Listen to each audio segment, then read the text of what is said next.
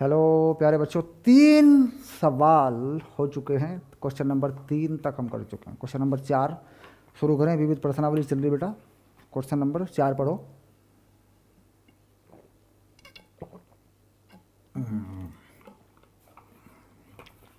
चलिए शाबाश, cool mind रहो क्योंकि बड़ा है मामला। क्वेश्चन नंबर 4 पढ़ो, शाबाश। चलिए क्वेश्चन नंबर 4 पढ़ लो एक बार। क्या कह रहा है क्वेश्चन नंबर 4 में?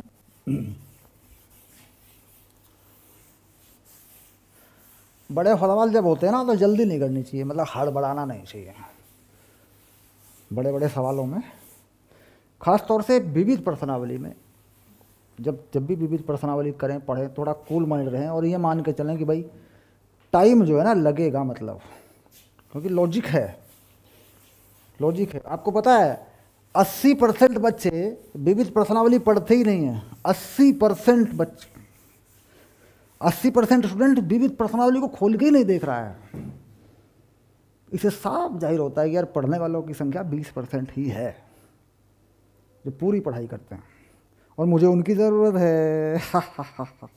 क्वेश्चन नंबर 4, शाबाश। क्वेश्चन नंबर 4 में क्या कहा? एक मेहराब अर्धवृत्ताकार रूप का है। रूप है अर्धवृत्ताकार।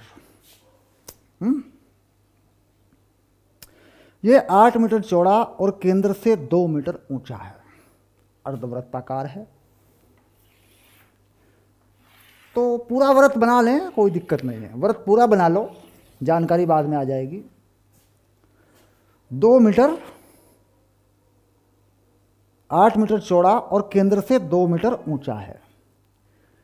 केंद्र से 2 मीटर ऊंचा, तो मान लीजिए कि केंद्र पे 2 मीटर ऊंचा है। ये केंद्र है, मान लीजिए यहाँ पे 2 मीटर ऊंचा। चाहे तो यहाँ मान लो डेटा, चाहे यहाँ मान लो डेटा, चाहे इधर मान लो, इधर मान लो, इससे फर्क नहीं पड़ेगा। तो यहाँ ही मान लो, मैं इस जगह पे मान लूँ, ऐसे यूँ। तो केंद्र से 2 मीटर ऊंचा, तो ये जो ऊंचाई है ये 2 मीटर है, और यहाँ जो ये चौड़ाई है ये 4 मीटर है। ये बहुत ध्यान देने की बात है। और ये तुम्हारा मेहराब है। ये वाली चीज़ जो है ये मेहराब है, यानी इस तरह की शेप वाला है बेटा। ये देख, ये वाला शेप है ऐसा। और जो सरल से सरल समीकरण है वृत्त का, वो यही वाला जो वृत्त है यही लगा दिया। इसकी त्रिज्या मान ली मैंने R, ऐसे है ना। और ये हो गया x² + y² बराबर R²। अर्धवृत्ताकार है, मतलब आधा वृत्त है। तो आधा वृत्त है, यहाँ से 4 मीटर चौड़ा, मतलब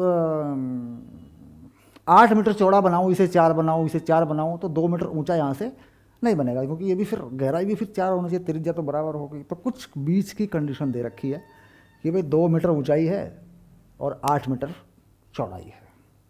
तो कहीं और होगा फिर, इसका मतलब पूरा अर्धवर्त नहीं है, अर्धवर्त के शेप का है, अर्धवर्त के आकार का है। तो ये जानकारी है हमारे पास।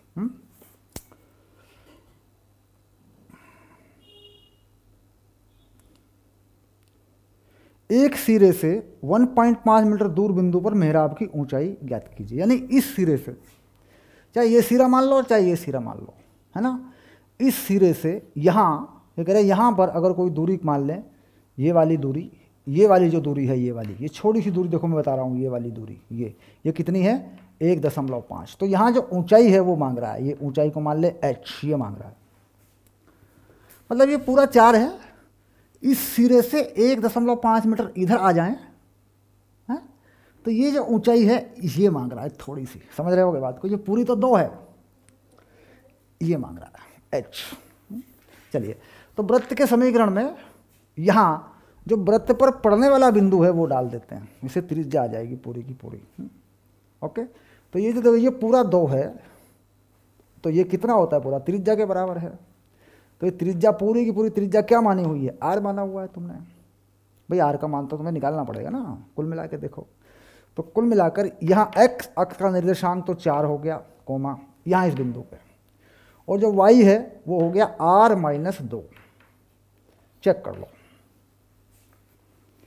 क्योंकि पूरा r है, इसमें से 2 कम कर दिया तो y कितना बचेगा, r-2, और x कितना होगा यहाँ 4, यानी ये जो बिंदु है 4, r-2, यहाँ पर एक सिरा ये वृत्त पर है।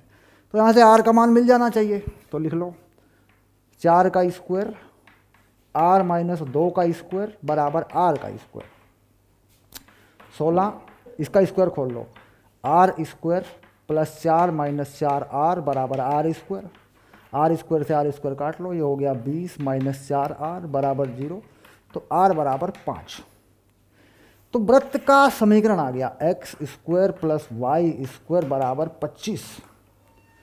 ये हो गया वृत्त का समीकरण, मिल गया, सिंपल। हो सकता है तुम्हारे पास कोई और तरकीब हो, ये कोई बड़ी बात नहीं है कि भाई इस तरीके से मैंने निकाल दिया, अपने तरीके से भी निकाल सकते हो। तो r का मान कितना आ रहा है, 5। अब जब हम यहां पहुंचेंगे, इस जगह पे, इस बिंदु पे पहुंचेंगे, यहां हम देखेंगे कि ये ऊंचाई h कितनी है, यानी इस बिंदु का निर्देशांक क्या होगा, है ना। तो अब देखो ये है h, ये है 1.5, तो बेटा x कितना रह गया, यहाँ पे कितना x था 4, यहाँ पे x कितना रह गया, यहाँ पे x कितना लगेगा, यहाँ पे x लगेगा 2.5, पक्की बात है 2.5 लगेगा भाई। यहाँ तक पूरा x जो है वो 4 है, और यहाँ पे कितना है 1.5 मीटर इधर खिसक जाऊँ तो यहाँ पे x कितना बचेगा, ध्यान दो, ये वाला x ये बचेगा 2.5, तो इससे मुझे y मिल जाएगी। तो यहाँ का इस बिंदु का निर्देशांक क्या आ गया 2.5 कोमा y, तो ये बिंदु भी वृत्त पर है, ये वाला बिंदु। फिर इस y में से मैं घटा लूँगा जो मुझे घटाना होगा, मैं देख लूँगा कि गहराई किस तरीके से मैं निकालूंगा, पहले मुझे h तो मिले, मतलब h प्लस ये पूरी चीज़ क्या, ये है 3, क्योंकि पूरी त्रिज्या कितनी है 5, ये कितना है 2, ये कितना है 3, तो जो पूरा y मुझे मिलेगा उस y में से 3 अगर मैं घटा दूंगा यहाँ से, क्योंकि पूरा देखो ये पूरा y है, ध्यान देने की बात है, इसमें से अगर ये 3 मैं घटा दूंगा तो मुझे ये यहाँ की ऊंचाई मिलेगी नहीं मिलेगी वृत्ताकार की, सर मेहराब की, बाद की बात है, पहले मैं y तो निकालूं, तो y निकालूंगा यहाँ से मैं। x कितना लगाना है मुझे, x लगाना है 2.5, क्योंकि इधर से 1.5 है तो इधर से कितना पड़ेगा x में 2.5 पड़ेगा, तो वृत्त पे बिंदु 2.5 को y होगा। खैर यहाँ लगाओ, इसे लिख लो 5 का वर्ग, तो y स्क्वायर बराबर 5 का वर्ग माइनस 2.5 का वर्ग, ये आ गया। ओके, एक बार जोड़ लो, एक बार घटा लो, बाद में वर्गमूल कर लेना, या फिर जैसा करना है वैसा कर लो, क्योंकि ये 25 है, ये 25/2.5 है, 25/4 है, तो 3 गुना 25/4 हो जाएगा। तो y जो आएगा बेटा वो आएगा 5 वर्गमूल 3/2, 5 वर्गमूल 3/2, ये y आएगा। तो ऊंचाई h जो होगी वो होगी 5 वर्गमूल 3/2 माइनस 3, ये वाली थोड़ी सी ऊंचाई आएगी जो h बनेगी, क्योंकि 3 घटाना है, ऊपर 3 फालतू है, ये देख, ये बनेगी ऊंचाई। अब ये वैल्यू कितनी आ रही है, अगर इसको निकाल के देखें, 5 17 पंजे 85/2, 1 पॉइंट समथिंग, तो इसकी वैल्यू देखते हैं 1 पॉइंट समथिंग कितनी आ रही है, पता लगेगा यहाँ पे ऊंचाई कितनी है। तो उत्तर तो हमारा ये आ ही गया 1.56 मीटर आंसर। मतलब वर्गमूल 3 का मान रख दो, 5 से गुणा 2 से भाग कर दो, 3 घटा दो, वैल्यू आ जाएगी। ठीक है, ये है ऊंचाई। मतलब इतना आसान भी नहीं है, थोड़ा सा दिमाग लगाना पड़ता है। निर्देशांकों को मैंने कैसे सेलेक्ट किया है वो आपको ध्यान से देखना है। और वीडियो लेक्चर ऐसी चीज़ नहीं है कि सर एक बार पढ़ा दिया, एक बार और पढ़ा दो, तो दोबारा पीछे रिपीट करके देख सकते हैं कौन कौन से पॉइंट मैंने कहाँ लिए हैं। एक बार ध्यान से देख लें, वीडियो को रिपीट कर लें, तो फिर पक्का क्लियर हो जाएगा वो। ठीक, चलिए, ये हो गया 4 नंबर।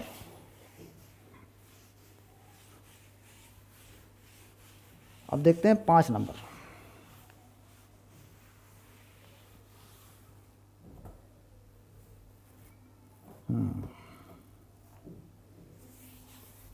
शाबाश। क्वेश्चन नंबर 5 पढ़ो एक बार।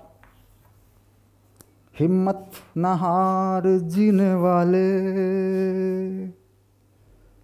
हिम्मत न हार जीने वाले। एक 12 सेंटीमीटर लंबी छड़ इस प्रकार चलती है कि इसके सिरे निर्देशांकों को स्पर्श करते हैं। छड़ के बिंदु P का बिंदु पद ज्ञात कीजिए जो x अक्ष के संपर्क वाले सिरे से 3 सेंटीमीटर की दूरी पर है। देखो ऐसा है, ये वाली कहानी है। एक छड़ है टोटल, यहाँ कोई सिरा है जो 3 सेंटीमीटर की दूरी पर है। टोटल 12 है, तो ये कितना बचेगा? ये बचेगा यहाँ तक का 9 सेंटीमीटर। ये सिरा मान लीजिए A है और ये सिरा मान लीजिए B है, और ये x हो गया और ये y हो गया। ये बिंदु P मान लिया और बिंदु P के निर्देशांक मान लिए बेटा x, y। ठीक, सिंपल। तो x को अगर निकालना चाहें, देखो ये पूरी दूरी x है, ये वाली, ये निर्देशांक x है बेटा और ये y है। तो मैं x को, देखो ये पूरी चीज़ x है, ध्यान देंगे इस बात पे, छोटा रूप लगा देंगे इस बार। अगर मैं x को निकालना चाहूँ और इस कोण को थीटा मान लूँ तो x होगा 9 cos थीटा। क्यों? क्योंकि इस त्रिभुज में जो पूरा कर्ण है वो 9 है, इसका आधार x है, ये थीटा है। तो cos थीटा होता है आधार बटे कर्ण, तो x की मान हो जाएगी, मतलब जो x का मान निकलेगा वो होगा 9 cos थीटा। इसी प्रकार यहाँ से इसको थीटा मान लूँ तो y की वैल्यू होगी 3 sin थीटा। क्योंकि y क्या है बेटा, यहाँ पे देख निर्देशांक तो यही ना x, y, तो ये होगा y, तो ये पूरी लंबाई y होगी ये वाली। Okay done. और 3 कर्ण है इस त्रिभुज में साइन थीटा y की जगह, तो y बराबर 3 साइन थीटा। देखो छोटे रूप में लग गया। जो उदाहरण था उसको मैंने दूसरे तरीके से निकाल के दिखा दिया था। तो cos थीटा का मान क्या आ गया? ध्यान से देखो। और साइन थीटा का मान क्या आ गया? ठीक से देखो। और ये है वो समीका, जिसमें सर्व समीका इसमें लगता है। साइन थीटा कितना हो रहा है? y बटे 3, x कितना हो रहा है?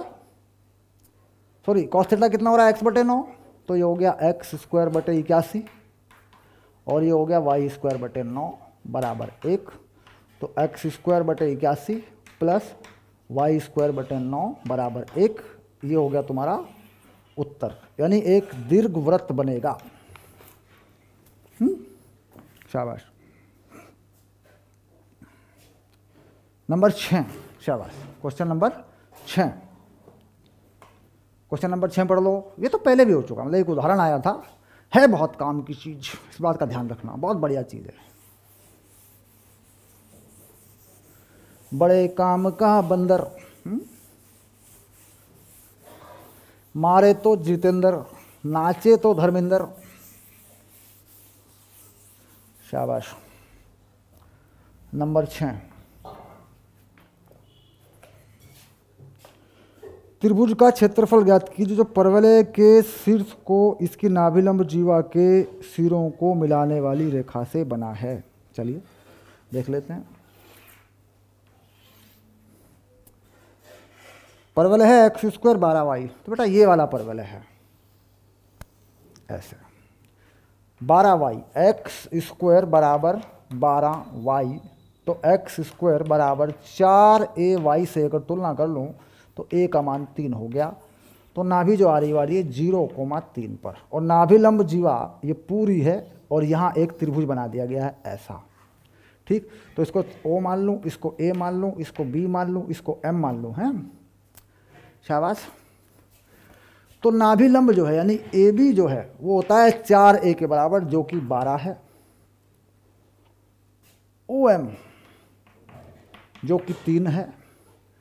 त्रिभुज OAB का क्षेत्रफल हो गया बेटा 1/2, आधार 12 है, ऊंचाई 3 है, 18 वर्ग इकाई। बस सिंपल, ये हो गया तुम्हारा उत्तर। मतलब आसान सवाल है। ये पूरा नाभि लंब जीवा बन जाएगी, नाभि से होकर जा रहे तो 18, ये तो 12 हो गया। नाभि कितने पे है? 3 पे है, तो ये ऊंचाई हो गई। तो ये त्रिभुज जो यहाँ दिख रहा है बड़े प्यार से, ये वाला, इसका क्षेत्रफल हो गया वही 1/2 आधार गुणा ऊंचाई, अड़ा, काम खत्म। चलिए आगे बढ़िए, शाबाश। क्वेश्चन नंबर 6 हो गया। क्वेश्चन नंबर 7 की तरफ नज़र को दौड़ाओ, पढ़ो और फिर पेन चलाओ। शुरू कर दो। Question number 7।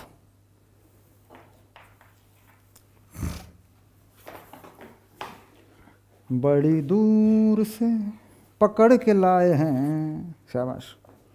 एक व्यक्ति दौड़ पथ पर दौड़ते हुए अंकित करता है कि उसने 2 झंडा चौकियों की दूरियों का योग सदैव 10 मीटर रखना है। 2 झंडा चौकियों की दूरियों का योग, तो 2 झंडा चौकी हैं। ये चौकी है F2 और बेटा ये चौकी है F1, और इनका जो योग है हमेशा ऐसे, ये व्यक्ति यहाँ है x, y पर, ये P है बिंदु, तो PF1 प्लस PF2 बराबर योग जो है सदैव 10 मीटर रखना है। ये कहानी है।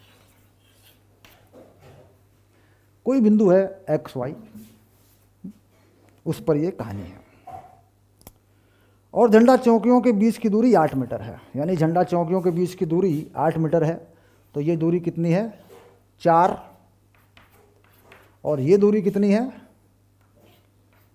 4, मतलब बिल्कुल मध्य बिंदु बना लिया यहाँ, मध्य बिंदु 0, 0 ऐसे।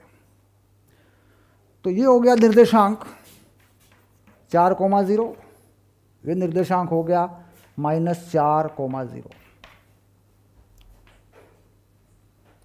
ये क्या बन गई? नाभि F1, F2। ये बन गया नाभि का निर्देशांक 0, 4, 0 -4, पक्का। नाभियों के बीच की दूरी कितनी बता रहा है? 8 मीटर है। व्यक्ति द्वारा बनाए गए पथ का समीकरण ज्ञात कीजिए। पथ का समीकरण, पथ का समीकरण ये क्या होता है? ये होता है AE, क्या होती है नाभि? AE, 0। तो AE का मान जो है वो 4 है ना, पक्का। और 2A जो है वो 10 है। जो दूरियां होती हैं नाभि से देखी जाती है, मापी जाती हैं, वो पूरी होती है 2A के बराबर। जानते हो ना, जब इलिप्स बना रहे थे तो A का मान कितना है? 5 है। ओके, A का मान 5 है, 2A।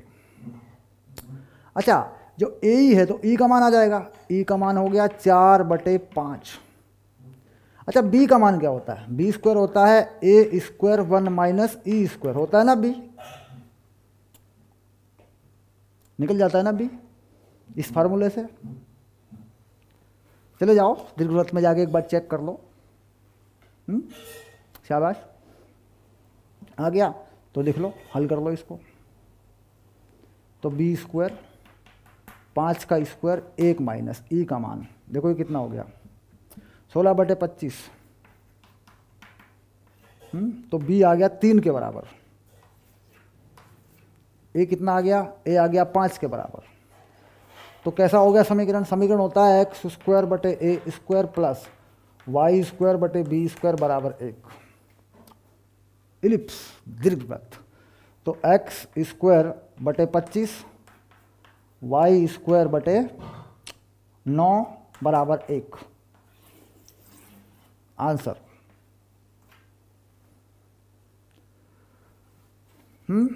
चेक कर लो एक बार उत्तर को चेक कर लो। शाबाश, कंफर्म कर लो। Okay, x 25 y 9 1। शाबाश। तो सवाल को पढ़ते ही पता चल गया था यार, 2 झंडा चौकियों से दूरियों का योग जो है वो 10 है और चौकियों के बीच की दूरी 8 मीटर है। तो छोटी मोटी बातें पता चल गई तुरंत, यूरियों का दूरियों का योग जो है 10 है, तो इसका मतलब सीधा हो गया कि यहाँ दीर्घवृत्त ही बनने वाला है। तो डाटा बेस क्वेश्चन है। चलिए आगे चलते हैं आखिरी सवाल की तरफ। शाबाश। मतलब प्रैक्टिस जितनी बढ़िया होगी उतना जल्दी उत्तर मिलेगा, जितनी प्रैक्टिस बढ़िया होगी उतना जल्दी उत्तर मिलेगा। क्वेश्चन नंबर 8, इस चैप्टर का आखिरी सवाल। इसके बाद मिलेंगे प्रतियोगी परीक्षाओं के सेक्शन में।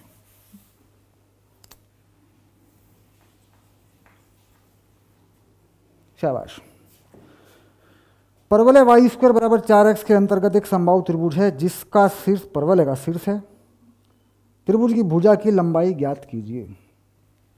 वाई स्क्वायर बराबर 4ax है।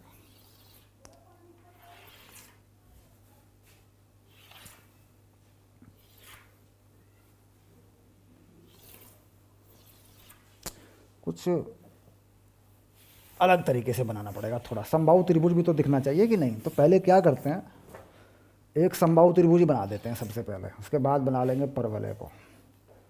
समबाहु त्रिभुज जिसकी सभी भुजाएं बराबर है, ये बना दिया मैंने समबाहु त्रिभुज। इसके बाद परवलय मिला दो यार, ये लो, ये बढ़िया तरीका है। लो ऐसा हो गया, देखो तो ये हो गया 0 0। परवलय है वाई स्क्वायर बराबर 4ax। ओके, एक भुजा की लंबाई तुम्हें बतानी, यानी ये भुजा हो, ये भुजा हो, ये भुजा हो, बस एक भुजा की लंबाई तुमसे मांग रहा है वो। क्लियर? अच्छा देख लो, यहाँ देख लो, मान लो इस परवलय पे ये भुजा ए है, ये कोण 30 अंश का है। इस बिंदु को ओ मान लो, इसे ए मान लो, इसे बी मान लो। तो त्रिभुज ओ ए बी में त्रिभुज ओ ए बी में अगर cos 30 लगाओगे, भुजा कितनी मानी? भुजा ए नहीं माननी बेटा, गलत हो जाएगा। भुजा को मान लो पी, ऐसे एक भुजा को क्या मान लिया? पी मान लिया। तो cos 30 कितना होगा? cos 30 होगा ओ ए बटे पी। अच्छा sin 30 कितना होगा? sin 30 होगा ए बी बटे पी, ऐसे।